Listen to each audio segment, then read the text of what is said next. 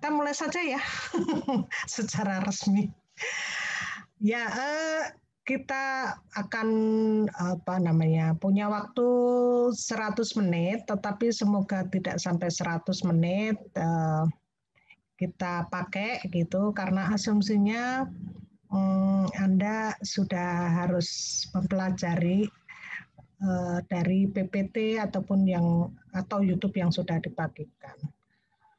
Saya tidak akan banyak menjelaskan atau membaca semua PPT ini, yang pokok-pokok saja sehingga lebih efisien, dan harapannya adalah jika ada pertanyaan bisa ditanyakan, didiskusikan begitu. Seperti itu.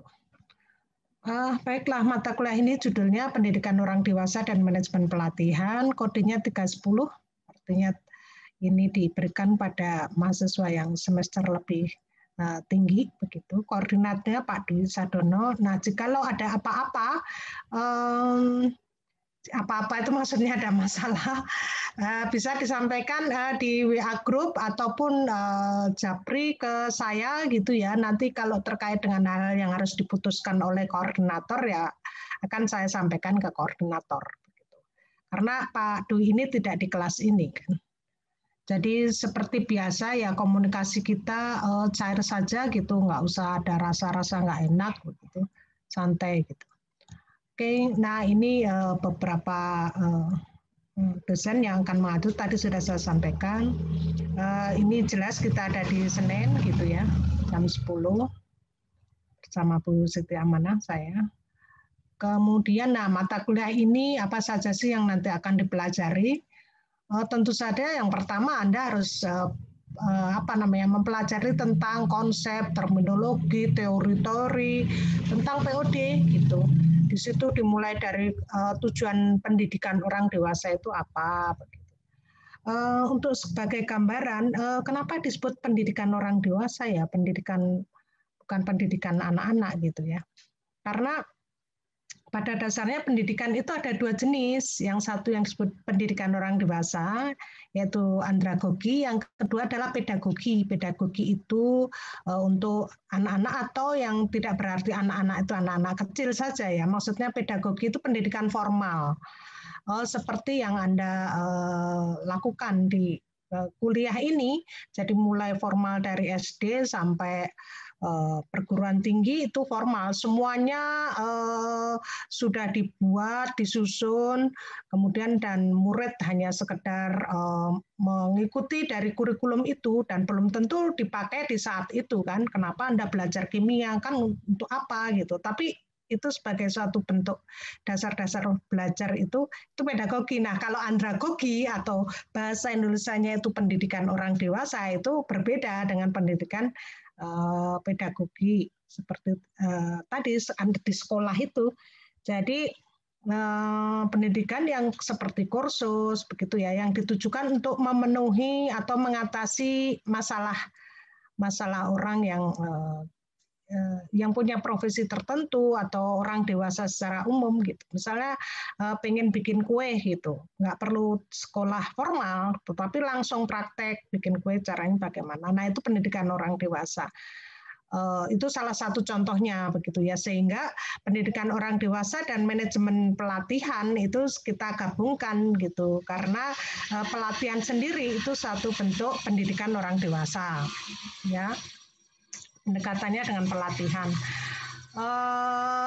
sehingga di manajemen pelatihan itu ada di UAS, kalau bahan UTS itu yang kaitannya dengan konsep-konsep tentang pendidikan orang dewasa begitu ya. Nanti bisa dilihat ya di sini mulai dari kenapa atau tujuan pendidikan orang dewasa sampai gaya belajar orang dewasa. Ingat bahwa orang dewasa itu adalah orang yang sudah memiliki masalah sendiri, kebutuhan sendiri, minat sendiri, keinginan sendiri. Nah, bagaimana apa itu diakomodir melalui pendidikan ini gitu, yaitu pendidikan orang dewasa. Nah, baru minggu kedua gitu ya, deskripsi mata kuliahnya penjelasannya itu mengenai pelatihan, mulai dari menganalisis kebutuhan pelatihan, Artinya pelatihan itu perlu apa tidak, itu jangan langsung dilakukan pelatihan, tetapi harus ada analisis. Karena masalah bisa diselesaikan dengan pelatihan, tetapi bisa juga tidak dengan pelatihan. Kalau masalahnya misalnya mereka kurang modal gitu ya, UMKM itu pelaku usaha UMKM kurang modal ya nggak perlu pelatihan.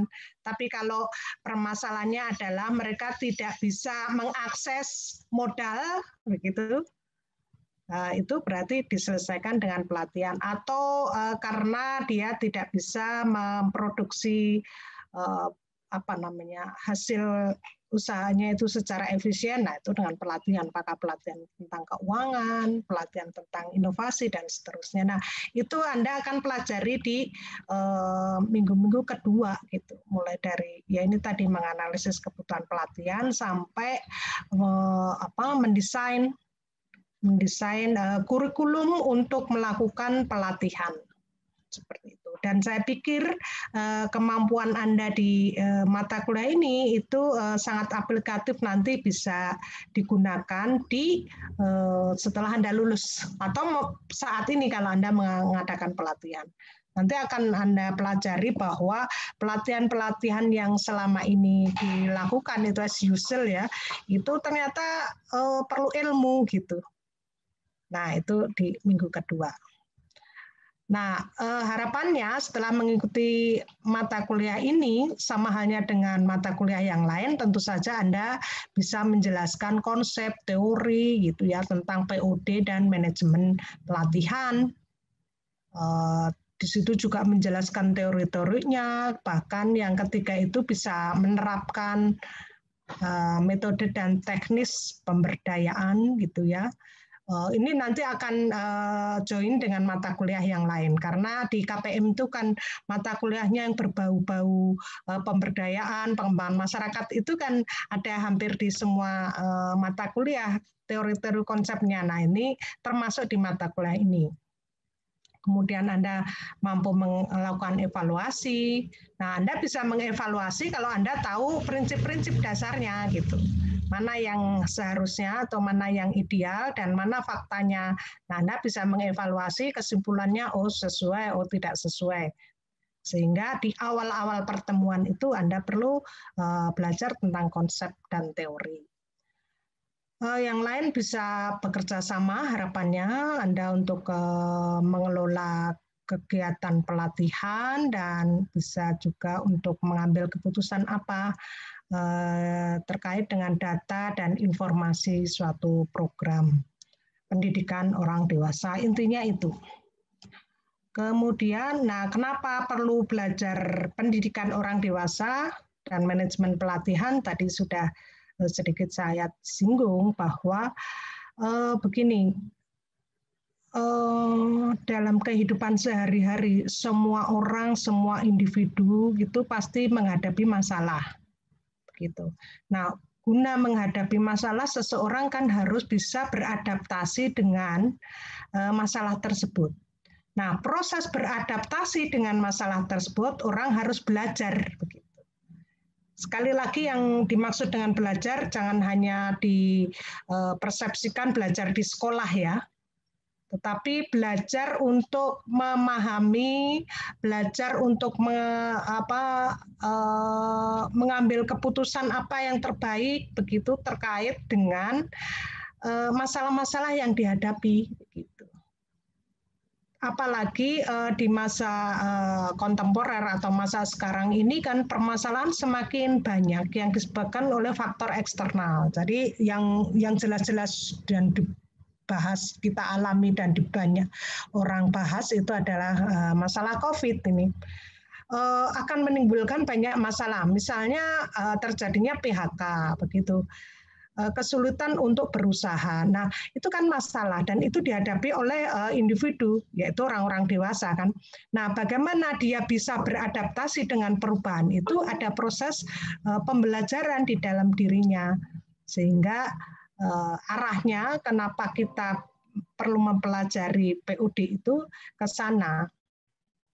Untuk taruhlah membantu, memfasilitasi, menganalisis gitu problema yang dihadapi oleh individu, oleh orang dewasa, dan bagaimana dia harus beradaptasi dan melalui proses pembelajaran. Seperti itu ya. Jadi ada kata kunci, ada perubahan sosial, kemudian kata kunci dia harus beradaptasi, dan kata kunci dia harus menjadi seorang yang pembelajar yang aktif. Nah, kenapa harus menjadi pembelajar yang aktif?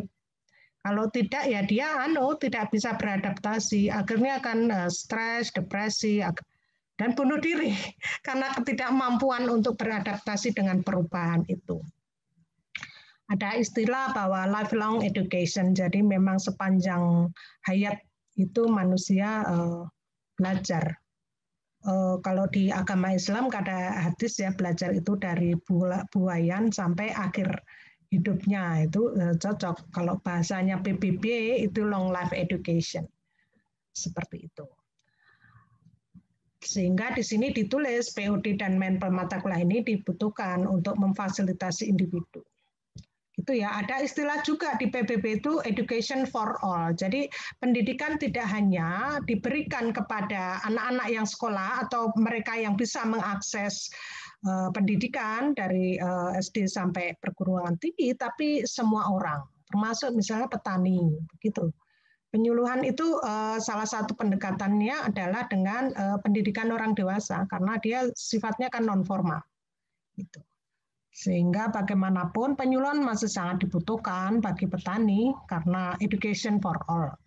Jangan sampai ada orang yang tertinggal, terutama orang-orang yang marginal. Seperti itu ya.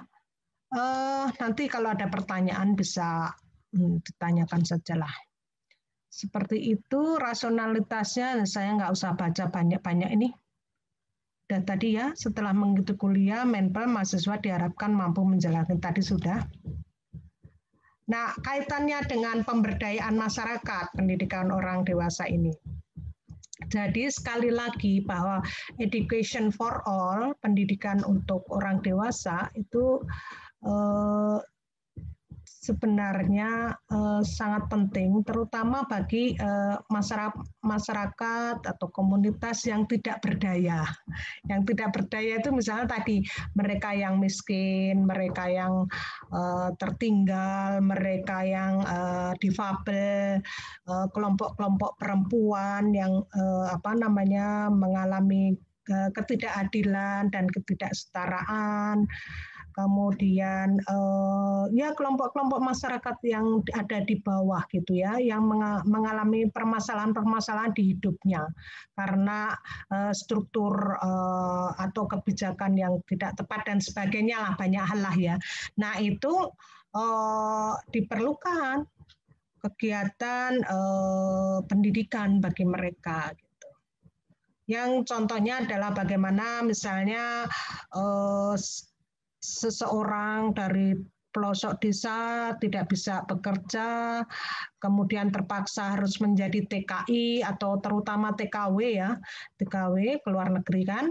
Nah itu harus diberi pelatihan sehingga dia bisa menjadi seorang pembantu rumah tangga atau asisten rumah tangga yang kompeten sehingga dan cerdas, pandai begitu sehingga dia pada saat mengalami kendala atau masalah di luar negeri dia bisa beradaptasi, artinya bisa melakukan hal-hal yang sifatnya mengatasi masalah tersebut. Nah itu seperti itu.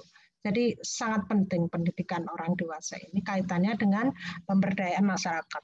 Kalau kita bicara masyarakat lain ya contohnya banyak banget seperti yang tadi petani, kemudian kenapa petani saya masukkan di sini karena umumnya petani di kita adalah petani gurem yang rata-rata di bawah 0,25 hektar tanahnya kalau dalam bentuk sawah ya.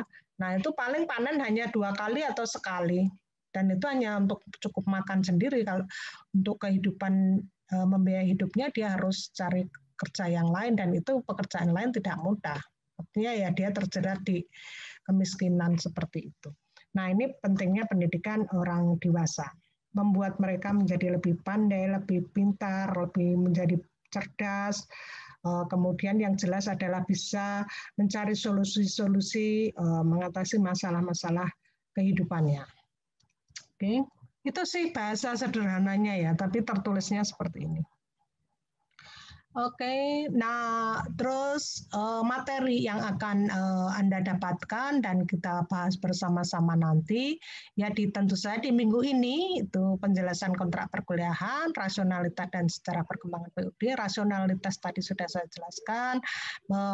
Pada minggu kedua, nah kita mulai membahas tentang apa sih orang dewasa sebelum kita bicara tentang pendidikan orang dewasa. Konsep orang dewasa akan dijelaskan lebih dahulu di minggu kedua ini.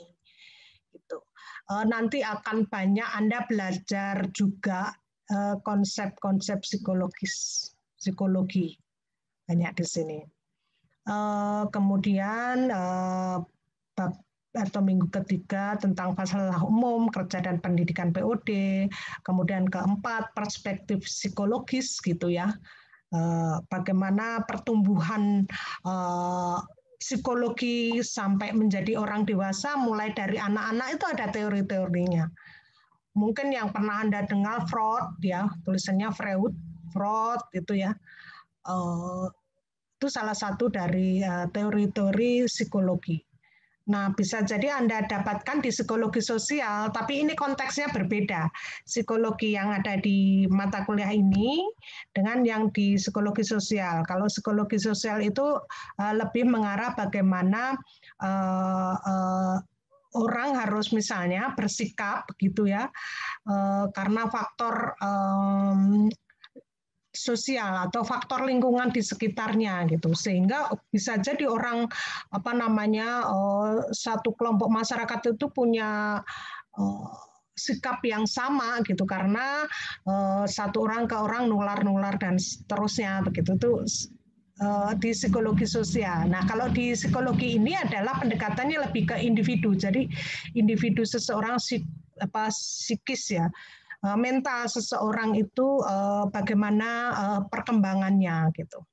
Seperti itu, dipengaruhi oleh apa saja sih gitu, dan itu akan Anda pelajari. Jadi kalau Anda suka dengan psikologi, mata kuliah ini sangat menarik. Kemudian tentu saja masih kaitannya dengan psikologi itu adalah motivasi, itu ada di minggu kelima. Motivasi, terutama motivasi belajar. Nah, ini menjadi hal yang menarik karena bisa juga itu kita analisis dari diri kita sendiri. Kemudian di minggu ke-6 ini teori-teori belajar, itu Anda pelajari. Kemudian gaya belajar orang dewasa juga Anda pelajari. Nah, namanya gaya itu kan sesuai dengan situasi dan kondisi. Yang jelas adalah orang dewasa itu adalah orang yang memiliki minat, bakat, memiliki keinginan, kebutuhan, masalah yang berbeda-beda setiap individunya. Nah, gaya belajarnya itu tentu saja berbeda-beda gitu. Nah, itu Anda akan belajar di minggu ke-7. Nah, setelah UTS ya artinya dari situ kemudian diuji melalui UTS, Anda mulai masuk ke manajemen pelatihan. Ya. Nah, di situ di minggu 8 pelatihan dalam pendidikan orang dewasa. Sekali lagi bahwa ini pendidikan non formal ya, manajemen pelatihan itu, sehingga bukan bicara tentang bagaimana kurikulum di sekolah, bagaimana guru, kompetensi seorang guru gitu, tidak ya, tapi bagaimana pendidikan pada orang dewasa itu dengan teori-teori tadi yang sudah dipelajari diterapkan di pelatihan ya. Kemudian ya ini macam-macam, di sini ada di bab 9 kita bicara tentang analisis tugas dan penyusunan tujuan behavioral, itu tentang apa nanti akan Anda pelajari. Kemudian minggu 10 membuat pengembangan lingkungan dan penyusunan rencana sesi pengajaran dan pelatihan. Artinya di sini Anda nanti membuat bagaimana sih menyusun apa sih kalau bahasa sehari-hari TOR begitu ya, TOR untuk pelatihan, kemudian kurikulum untuk pelatihan itu di sini di minggu 10, 11 ya kontrak belajar di situ. Kemudian melakukan mentoring, menyusun kurikulum pelatihan yang berbeda dengan kurikulum formal. Kemudian sampai membuat desain penilaian atau evaluasi hasil belajar pelatihan. Nah, ini seringkali tidak dilakukan oleh pelatihan-pelatihan yang kita lakukan atau pernah kita ikuti. Nah, kita belajar bagaimana menerapkan prinsip-prinsip pelatihan yang ideal seperti itu. Oke. Nah, ini beberapa pustaka acuan, nanti dibaca sendiri. Kemudian, perkuliahannya yang jelas kita pakai daring, materi di New LMS dan seterusnya ya. Apalagi, nah harapannya ada pertanyaan-pertanyaan dari Anda sehingga diskusinya lebih lancar. Seperti itulah. Tugasnya merefleksi bahan ajar minggu sebelumnya yang saya sampaikan tadi. Sebaiknya sebelum kita mulai Anda sudah melihat di YouTube atau melihat PPT-nya di LMS. Kemudian untuk mengukur hasil belajar biasalah Anda perlu ikut ujian tengah semester UAS dengan bentuk ujiannya itu pilihan ganda, essay, PS, dan juga melaksanakan tugas praktikum. Nah, ini kriteria pembobotan nilai akhir itu 100% dibagi 3 sama rata untuk UTS, UAS, dan praktikum. Praktikum sendiri ini nilainya seperti ada di sini, dilihat dari kehadiran, keaktifan di kelas, dan penyelesaian tugas individu atau kelompok. Untuk penilaian praktikum diberikan oleh asisten ya, karena mereka yang tahu persis. Nah, ini sama dengan yang lain, jadi dapat A jika 80, dan seterusnya lah, Anda udah hafal nih. Dan harapannya mata kuliah ini Anda bisa A semua, minimal AB. Nah, tata tertib perkuliahan sudah jelas mungkin ya, Anda juga sudah paham lah. Jadi intinya adalah Anda harus selalu absen atau mengisi presensi sebagai bentuk atau bukti Anda mengikuti mata kuliah ini. Oke, ya begitulah. Nah, nomor 6 ini relatif lah. Mahasiswa diwajibkan berpakaian rapi, kemeja bergerak, pakai kaos juga nggak apa-apa lah. Ya, ini asumsinya masih offline ya. Kalau online sih monggo saja lah, terserah. Apalagi ya, itu aja sih yang inti-inti sih. Nah, ini alamat kontak sekretariat. Oke, nah baik kita mulai lagi tentang sejarah ringkas POD lah sebelum kita akhiri atau kita mulai diskusi. Jadi POD ini berkembang dari Amerika Serikat dan relatif sebagai ilmu yang baru ya, tahun 1920-an. Itu pada awalnya konsep teori dan pendekatan ilmu pendidikan ini lebih didominan untuk itu tadi anak-anak atau pedagogi dan yang formal. Sedangkan pendidikan yang non formal itu relatif baru. Nah, munculnya ini karena memang ada kesadaran bahwa orang dewasa itu adalah orang yang khas ya, manusia atau individu yang khas dan memiliki kebutuhan dan memiliki masalah tersendiri, dan proses untuk mereka bisa mengatasi permasalahannya itu harus melalui atau diperlukan suatu pendidikan. Mereka perlu belajar hidup sebagai manusia begitu. Nah, seperti itu intinya. Dan pendidikan kan sampai akhir kan, selama dia hidup perlu pendidikan. Bahkan pada saat seseorang sudah pensiun atau sudah sangat tua, dia mengalami proses pembelajaran untuk mengatasi bahwa fisiknya mulai tidak mampu, maka dia harus apa begitu. Dia harus makan apa, dia harus bergerak bagaimana begitu. Nah, itu sepanjang hayat. Itu sih. Nah, dari UNESCO ini membagi menjadi periode perkembangan pendidikan orang dewasa sebagai suatu konsep.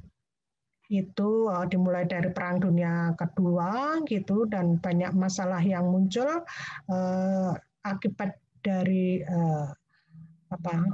dampak atau akibat dari Perang Dunia Kedua ini. Orang mulai menata kembali negara-negara yang baru merdeka maupun negara-negara yang relatif sudah maju saat itu, menata kembali. Ini ada hubungannya dengan pentingnya atau munculnya pendidikan orang dewasa.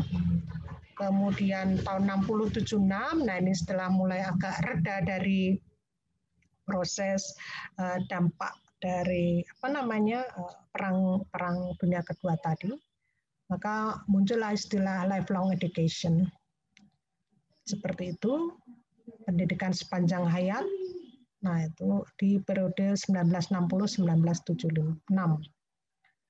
Kemudian 1980 sampai kini semakin mantap. Jadi pendidikan orang dewasa menjadi suatu konsep yang harus diterapkan di semua area pendidikan. Nah, untuk di Indonesia maka banyaklah muncul peraturan-peraturan, kebijakan-kebijakan pemerintah yang terkait dengan pendidikan orang dewasa ini. Dia menjadi salah satu Direktorat Jenderal di Kemendikbud. Salah satu tugasnya adalah bagaimana memfasilitasi ya warga negara Indonesia untuk mendapatkan pendidikan gitu, sehingga misalnya bagaimana kursus-kursus ditumbuhkan, pelatihan-pelatihan dimunculkan dan seterusnya seperti itu, termasuk penyuluhan juga pada kementerian-kementerian tertentu. Dan pendidikan sepanjang hayat oleh UNESCO itu selalu didengungkan dan diwajibkan kepada negara-negara bahwa education for all. Nah, sekarang perkembangannya tidak hanya maknanya kepada orang dewasa, tetapi tadi pada masyarakat, kelompok masyarakat yang termarginalkan itu. Sehingga UNESCO selalu memberikan bantuan-bantuan, terutama negara-negara miskin, untuk melakukan education for all. Itu sih. Nah, tentang perubahan sosial dan PUD tadi sudah saya jelaskan ya, bahwa perubahan sosial selalu terjadi dan membutuhkan proses adaptasi setiap individu, dan itu perlu proses pembelajaran dan perlu difasilitasi melalui pendidikan untuk orang dewasa. Ceritanya cuma itu saja yang tertulis di sini. Oke. Lagi nih. Udah, itu saja. Baik, kita lanjutkan dengan pertanyaan ya, atau diskusi. Adakah yang tanya? Ibu izin bertanya. Ya. Sebelumnya izin memperkenalkan, nama saya Trisna, Ibu. Oke. Ya, ingin saya tanyakan Ibu terkait dengan pendidikan orang dewasa ini, apakah menyasar kepada kelompok-kelompok rentan saja? Tadi kan sempat dibahas kepada kelompok yang termarginalkan ya Bu, terus juga difabel dan lainnya. Nah, apakah itu menjadi suatu khusus untuk tersendiri nanti kita belajar, atau ternyata dari semua golongan gitu, baik yang berada pun terus juga kita bahas gitu di POD ini. Terima kasih. Ya, intinya adalah ya untuk semua, education for all. Jadi yang kita bahas nantinya berlaku untuk semua. Tetapi maksudnya kenapa selalu ditekankan kepada mereka yang marginal? Karena memang pembangunan ini kan harus merata. Pada kenyataannya ada kelompok-kelompok masyarakat yang tertinggal begitu. Nah, pemigakan kita gitu ya, dunia akademisi kan kepada mereka-mereka yang tertinggal gitu. Tidak berarti yang tidak tertinggal itu atau yang mampu itu tidak diperhatikan, tapi kan artinya energi kita itu kan terbatas kan gitu. Sehingga dientaskan kepada difokuskan kepada kelompok-kelompok yang tertinggal. Tetapi nanti pada sesi-sesi yang kita bahas itu yang sifatnya netral untuk semua gitu. Nah, kenapa itu selalu kita dengungkan ya, biar kita punya rasa, ada sensitivitas bahwa ada kelompok yang tertinggal, kan judulnya ada pembangunan toh. Nah, fenomena yang muncul itu justru pembangunan seringkali tidak dirasakan oleh semua. Makanya UNESCO atau PBB ini kan sangat mewanti-wanti negara di dunia untuk education for all, bagi dunia atau negara yang tidak mampu, terutama negara-negara berkembang ataupun negara miskin, itu harus difasilitasi, dikasih duit, gitu, dikasih dana, gitu. Tapi konteks yang kita pelajari nanti untuk umum lah, netral. Oke, bisa dipahami ya, Tresna ya. Ibu izin, Mama. Di mana gitu lokasimu? Saya kebetulan lagi di Bogor, Ibu, lagi di kampus. Ya. Oh gitu. Ibu, berarti yang ingin saya tanyakan lebih lanjutnya terkait tadi kan yang kelompok rentan misalnya difabel. Nah, jadi itu kalau misalkan kelompok rentan difabel itu kan ada terkhusus ya Bu ya, kalau kita membahas secara umum berarti kita kan perlu pendalaman ya terkait itu. Mungkin itu sih. Ya. Jadi nanti aplikasinya kan bagaimana mengelola atau memanage pelatihan bagi orang difabel gitu. Itu. Jadi, tapi prinsip-prinsip dasarnya sama, bahwa pelatihan itu orientasinya kepada kebutuhan. Ya, oleh karena itu kalau melakukan pelatihan kepada kelompok difabel ya berbeda dong dengan kelompok yang tidak difabel gitu. Tapi prinsip dasarnya itu kan seperti itu. Bisa dipahami ya? Oke, berikutnya silakan. Ya.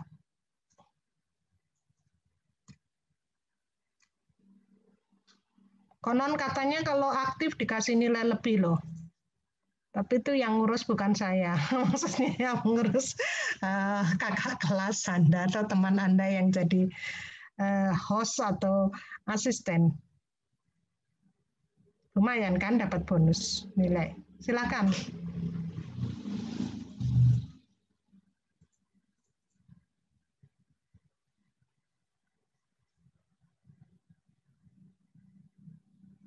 Apa perlu saya tunjuk? Saya tunjuk aja ya. Saya tunjuk secara acak. Dita. Halo Bu, saya Bu. Kamu mau nanya enggak? Masih bingung Bu, masih memahami materi. Soalnya baru banget dapat materinya kan Bu. Ya udah, lanjutlah. Ini siapa nih? Harusnya nomornya jangan di depan ya.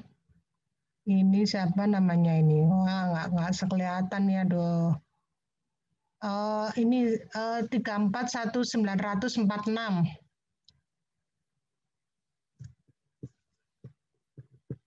Coba apa enggak namanya sendiri? Ya udah, kamu nanya enggak? Namamu siapa? Di sini nulisnya Tari aja, belakangnya enggak kebaca.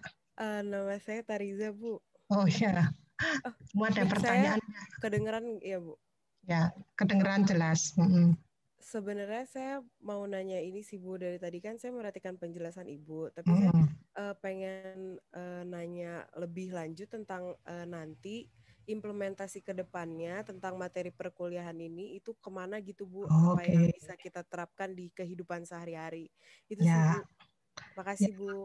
Oke, terima kasih. Jadi sama seperti yang dijelaskan tadi itu kita bicara kompetensi. Jadi kompetensi itu kemampuan ya setelah mempelajari materi kuliah gitu ya, materi kuliah ini gitu. Nah, itu kan detail ya, tadi Anda bisa menganalisis fenomena gitu-gitu, tapi aplikasinya adalah nanti Anda bisa melaksanakan atau mengelola suatu pelatihan yang ideal gitu. Jikalau misalkan dirimu kerja di satu tempat gitu ya, kemudian dikasih tugas nih, udah deh, ini mau pelatihan kamu aja yang ngurus. Nah, itu bisa diterapkan itu prinsip-prinsip pelatihan yang benar, yang mengacu kepada teori atau konsep-konsep pendidikan orang dewasa. Itu yang bersifat aplikatif ya. Yang lain juga bisa menganalisis nih, kok seperti ini ya, pemerintah mengeluarkan kebijakan kok gini. Nah, ini nggak tepat itu gitu. Misalnya bisa juga menganalisis kegiatan penyuluhan gitu kan. Loh, penyuluhan kok ngajarinnya kayak anak-anak sih? Mestinya kan nggak gitu. Itu gampangnya gitu. Seperti itu ya, paham ya? Jadi sangat aplikatif materi kuliah hari ini. Oke. Berikutnya, paham ya, Tari? Bu, paham. Tuh, kasih banyak Ibu jawabannya. Oke. Nah, berikutnya siapa nih sebelum saya tunjuk? Yang cowok deh. 341993 ini siapa nih? G siapa ini tulisannya G doang? Saya Bu, Ya, Gamal. dirimu ya. Dirimu siapa namanya? Oh, di sini baru tertulis Gamal. Gamal. Oke. Namanya apa, Gamal? Saya maksudnya belum kebayang mau pertanyaannya sih Bu. Cuman kan tadi sempat disinggung apa namanya masalah psikologis orang dewasa ya Bu. Ya. Nah itu tuh yang mau saya tanyain, psikologis orang dewasa itu yang nanti kita pelajarin materinya tuh lebih dalam per orangnya atau psikologis ketika orang-orang dewasa ini dikumpulkan jadi satu gitu Bu untuk mengikuti suatu pelatihan. Ya individu kita satuannya. Jadi individu atau seseorang itu bisa berbeda-beda gitu, memiliki sikap yang berbeda-beda, memiliki perilaku yang berbeda-beda, memiliki pola berpikir yang berbeda. Begitu itu gimana sih proses perkembangannya gitu? Gimana waktu zaman kecilnya gitu. Seperti itu nanti dipelajarinya gitu. Jadi salah satu ada teori Freud begitu ya, bahwa seseorang itu misalnya dia membagi menjadi 3 gitu secara umum gitu. Id, ego, super ego. Jadi orang yang sudah level super ego itu adalah orang yang sudah arif, bijaksana, tawaduk gitu, yang sudah enggak orientasinya ke kehidupan kehidupan dunia, dalam arti dia sudah tidak lagi mementingkan egonya lah gitu. Ada juga yang ego itu yang masih orang dewasa tapi harusnya sudah bisa mengambil keputusan sendiri tapi dia bersifat kanak-kanak gitu. Itu ego. Ada itu lebih rendah lagi, udah kayak binatang aja gitu. Ada orang yang perilakunya udah kayak binatang, jadi pokoknya main sikat sana sini, yang dia merasa paling benar begitu ya, yang dikuasai oleh keserakahan, dikuasai oleh kebinatangan begitu. Nah, sampai mempelajari otak-otak di mana sih yang bekerja pada saat seseorang itu nafsunya itu begitu liarnya begitu. Nah, itu dipelajari nanti di sesi minggu keberapa tadi. Paham ya? Ada juga teori yang lain begitu, bagaimana faktor lingkungan itu mempengaruhi seseorang untuk seseorang bertindak atau berperilaku. Ada lagi teori yang lain lagi gitu, bahwa seseorang yang disebut dengan teori Bandura itu seseorang itu mempelajari sesuatu itu karena ada contohnya, nah, gitu. Jadi menarik gitu. Jadi akan banyak belajar tentang itu. Sehingga dengan kemampuan kita memahami itu, akhirnya kan kita bisa mengambil suatu sikap, suatu tindakan, suatu hal yang bisa kita lakukan terkait dengan faktor-faktor yang menyebabkan orang kok seperti itu. Oke, jadi lebih ke individu. Tapi kalau misalnya bagaimana orang bisa bergerak bersama-sama itu dipelajari di psikologi sosial. Nggak tahu Anda sudah dapat apa paralel di mata kuliah ini. Oke, paham ya, Kamal? Nah, menarik lah. Oke, kalau sudah, oke. Berikutnya sama-sama nih saya cek nih lagi nih. Siapa ya? Yang angka belakangnya 51. Silakan. Ya, Windy ya. Iya. Ya, Windy, silakan. Sebelumnya sebenarnya saya belum punya pertanyaan sih, Bu. Ya sudah. Cuman mau bertanya dikit, Bu. Ya. Kan pendidikan orang dewasa itu audiensnya nanti kita melakukan pelatihan kan orang dewasa. Nah, kita kan sebagai mahasiswa itu memiliki umur yang kira-kira jauh lebih muda kan, Ibu. Nah, itu pendekatannya itu gimana ya, Bu, supaya pelatihan itu berjalan secara interaktif dan menarik seperti itu, Ibu. Ya. Jadi konteks pendidikan orang dewasa ini bukan maknanya orang dewasa itu yang KTP-nya umur 18 begitu ya. Tetapi bagaimana menyelenggarakan pendidikan di mana orang-orang membutuhkan pendidikan tersebut gitu untuk memenuhi kebutuhannya, minatnya, keinginannya, mengatasi masalahnya gitu. Jadi audiensnya bukan pada konteks proses pembelajaran di sekolah, tapi pendidikan di luar sekolah atau non formal.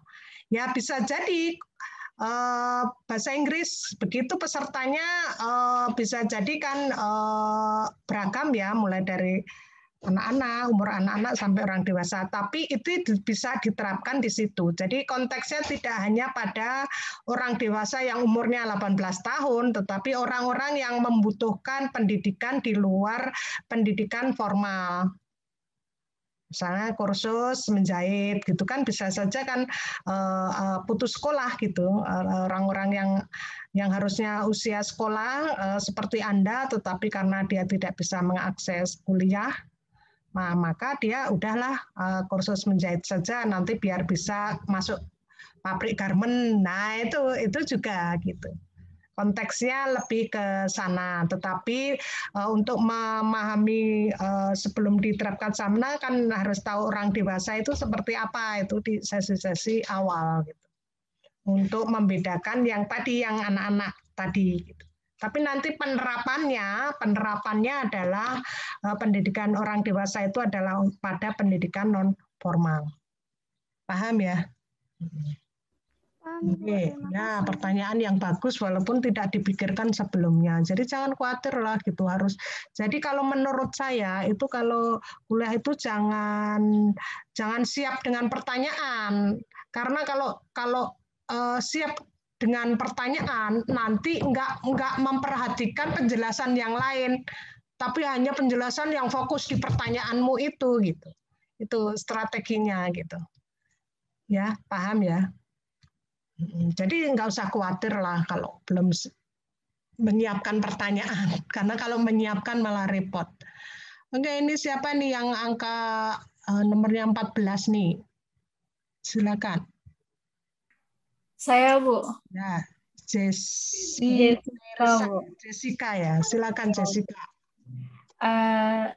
Ini deh Bu, saya mau tanya Bu, untuk pelatihan kita, misalnya kita dalam sebuah desa atau komunitas gitu, kita tahu kalau mereka sebenarnya butuh pelatihan keterampilan menjahit kayak tadi bilang. Nah, tapi kita belum punya keterampilan itu. Apakah kita berarti harus belajar dulu misalnya 1 tahun atau berapa bulan untuk mempunyai keterampilan itu atau gimana Bu? Dan kalau misalnya nanti kita ke tempat lain dan ternyata keterampilan yang komunitas lain tersebut itu beda, gimana Bu? Jadi maksudnya gimana itu? Jadi yang Anda pelajari Anda adalah sebagai seorang manajer pelatihan. Makanya namanya manajemen pelatihan kan, memanage pelatihan. Nah, kalau Anda tidak menguasai tekniknya kan berarti harus datangin guru. Tetapi yang mengelola pelatihan kan dirimu gitu. Jika ya gitu. Jadi bukan materi kuliah ini tidak menjadikan Anda sebagai semata-mata sebagai pelatih untuk suatu kompetensi tertentu atau profesi tertentu ya enggak lah. Tetapi bagaimana Anda bisa mengelola atau memanage lah bahasa kerennya itu, memanage pelatihan gitu. Tidak harus Anda yang jadi pelatih toh. Nah, justru yang memanage itu yang butuh ilmu gitu. Ya. Nah, jadi kalau nanti kamu mau di KKN nih, yang paling nyata kan KKN. KKN yang tidak sendiri ya. Ataupun KKN sendirilah, nanti kan KKNT. Nah, dirimu yang merancang pelatihan, nanti waktunya kapan, tempatnya di mana, siapa pelatihnya. Nah, materi pelatihan itu saya nggak terlalu ngerti sih, tapi harus saya bikin. Akhirnya dirimu ngajak seseorang yang punya profesi tertentu yang jadi pelatih ini, kalau begini-begini apa saja. Tapi yang jelas ya, nanti waktunya segini. Nah, isinya silahkan diisi ya, gitu. Oh, berarti Bu kita bisa memanage lebih dari banyak pelatihan gitu, Bu. Nggak cuma satu, kita bisa lebih dari satu gitu. Ya. Tapi kalau dirimu punya kemampuan teknis sehingga bisa jadi pelatih ya lebih baik. Artinya kan jauh lebih sempurna kan kurikulumnya gitu. Kalau kamu paham isinya gitu.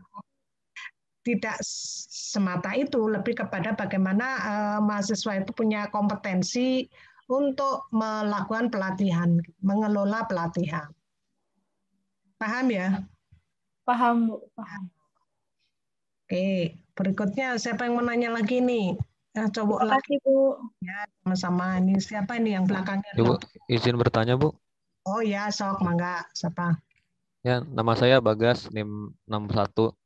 Ya, nah, ada yang mau Bagas. Saya mau bertanya, Bu. Ya. Di semester sebelumnya saya pernah belajar di mata kuliah ilmu penyuluhan dan komunikasi dan inovasi. Itu di situ tuh pernah, ini kalau saya nggak salah ingat ya, Bu, pendidikan orang dewasa itu untuk membantu belajar gitu, tidak untuk mengajari apa yang udah diketahui. Ya, nah, yang mau saya tanyakan itu, Bu, di POD ini apakah sebisa mungkin untuk mengajari apa yang belum diketahui, atau bisa aja gitu mengajari apa yang diketahui tapi untuk mengingat kembali atau menguatkan gitu, Bu? Ya, yang jelas langkah pertama untuk memastikan bahwa mereka sudah tahu apa belum itu kan harus dianalisis. Nah, tapi intinya sama dengan di Ilnyul tadi, karena basis Ilnyul itu adalah pendidikan orang dewasa juga kan, gitu. Jadi menggunakan prinsip orang dewasa di dalam penyuluhan. Nah, jadi tidak bisa misalnya orang luar nih yang mau melakukan kegiatan ini gitu sudah membuat blueprint. Blueprint itu sudah membuat kurikulum yang sama dengan pendidikan formal ya. Pokoknya ini harus ditelan, ini harus sekian menit harus gitu. Tidak. Tapi berdasarkan mereka butuh apa tidak gitu. Perlu dilatih apa tidak sih gitu. Nah, nanti kan Anda pelajari namanya analisis jabatan. Ada masalah suatu pekerjaan misalnya, atau suatu masalah yang dihadapi oleh profesi tertentu, apakah petani atau ini, yang sebenarnya tidak perlu dengan pendidikan orang dewasa. Cukup dengan misalnya, kayak tadi yang saya ceritakan, oh ini masalahnya adalah mereka kurang modal. Gitu. Atau permasalahannya adalah jalannya tidak bisa masuk ke desa sehingga harganya turun gitu kan, anjlok gitu. Ya sudah kan nggak perlu diselesaikan dengan pelatihan kan. Selesaikan dengan misalnya mengakses PUPR atau dinas atau apa gitu ya, memperjuangkan mereka supaya ada anggaran untuk memperbaiki jalan sehingga lebih ke advokasi. Lebih ke sana gitu. Konsultasi. Jadi bukan pelatihan, karena pelatihan itu lebih kepada bagaimana meningkatkan kompetensi melalui perubahan perilaku dari individu yang dilatih. Paham ya? Nah, apakah mau sifatnya yang sifatnya pernah diajarin ya mestinya enggak. Prinsip pendidikan orang dewasa itu enggak ngajarin, tetapi sebatas memfasilitasi sama dengan penyuluhan kan. Kalau ternyata pelatihannya itu bentuknya ngajarin ya, berarti analisis Anda harusnya bahwa pelatihan ini tidak tepat. Gitu. Jadi salah satu kompetensi Anda mempelajari mata kuliah ini adalah Anda bisa menganalisis peristiwa-peristiwa pendidikan, pelatihan, ataupun penyuluhan yang tidak ideal, tidak sesuai dengan prinsip-prinsip pendidikan orang dewasa. Seperti itu ya. Bisa dipahami ya, Bagas? Baik, Bu, bisa dipahami. Terima kasih. Ya, sama-sama. Adakah pertanyaan lagi?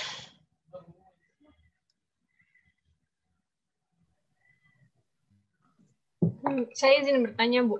Ya, silakan. Anatia Azahra. Iya, betul, Bu.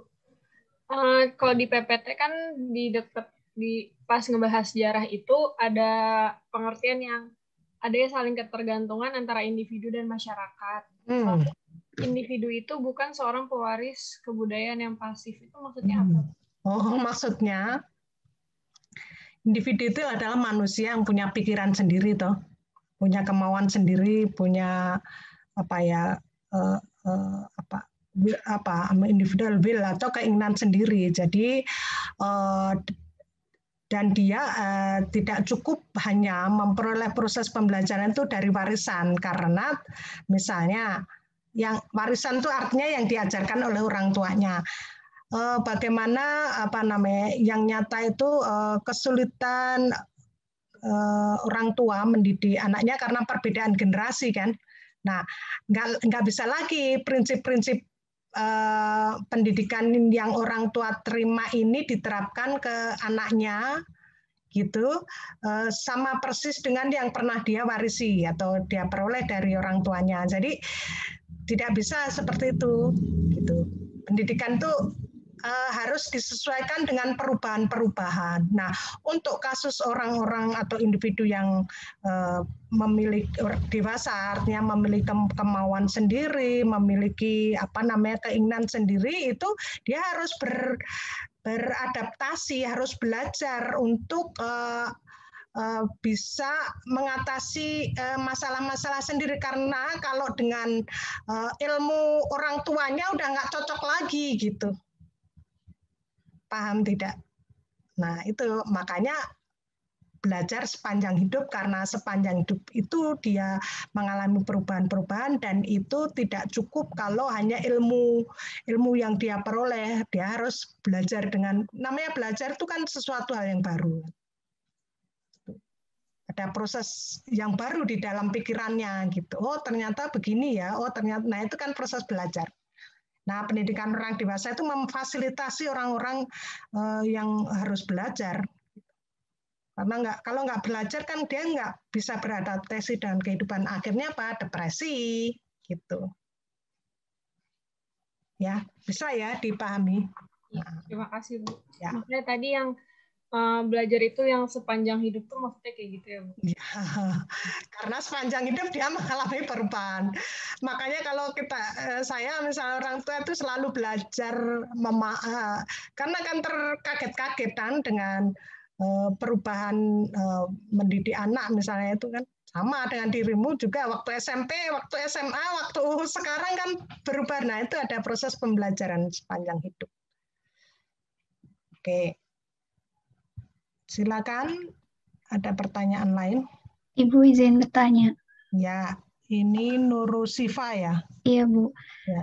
Jadi tuh saya jadi keinget materi waktu kuliah semester lalu tentang ilmu komunikasi, ilmu penyuluhan dan komunikasi inovasi. Jadi kan dulu tuh di IPKOIN diajarin kayak kenapa sih orang dewasa itu perlu belajar, kan dia ada ciri-cirinya ya, Bu.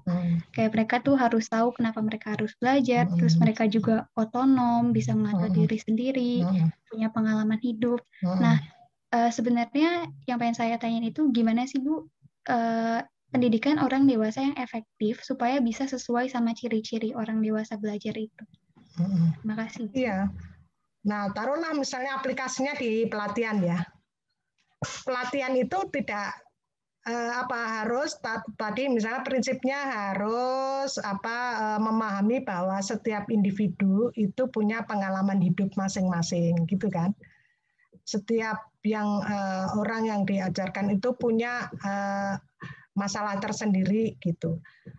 Sehingga misalnya materi-materi penyuluhan itu ya tidak bersumber dari si penyuluh gitu, tetapi berdasarkan pengalaman mereka gitu. Bisa jadi materinya dari mereka, untuk mereka, disebarkan mereka, sehingga penyuluh itu lebih berperan memfasilitasi.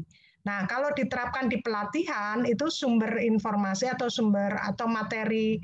materinya tidak harus dari penyuluh kalau mengadakan pelatihan pertanian misalnya, tetapi bisa jadi gitu dari mereka sendiri gitu, hanya sekedar memfasilitasi. Oke lah kalau mereka nggak punya, dari petani di tempat lain gitu. Tetapi yang mengelola pelatihannya itu penyuluh bersama dengan masyarakat, tidak harus di gedung, tapi ini punya warga nih, siapa yang bisa untuk lakukan kursus tani, misalnya ini. Oke, iurannya nggak ada nih, anggaran dari pemerintah. Udah iuran saja, yang penting Pak Penyuluh ini aja, atau Bu Penyuluh manggil siapa gitu deh, yang kan punya jaringan tuh, siapa yang bisa mengatasi ini, nah gitu. Jadi itu prinsipnya orang dewasa ya. Terus kurikulum disusun oleh mereka sendiri, gitu. Maksudnya berbasis pada pengalaman masalah mereka. Nah, selama ini kalau penyuluhan faktanya dari pemerintah, dari PPTP gitu. Jadi paling tidak kalau Anda mempelajari ini bisa menganalisis mana yang ideal. Oke. Baik, Ibu, terima kasih. Sama-sama. Baik, masih ada pertanyaan lain? Kalau tidak, cukup kali ya. Detailnya bisa dilihat di YouTube aja deh, sama di PPT di course. Ibu. Ya, gitu aja ya. Baik. Terima kasih atas perhatiannya. Insya Allah kita ketemu lagi minggu depan. Tetap jaga kesehatan gitu ya, 5M. Dulu 3M, sekarang 5M. Dan saya akhiri dengan Assalamualaikum warahmatullahi wabarakatuh.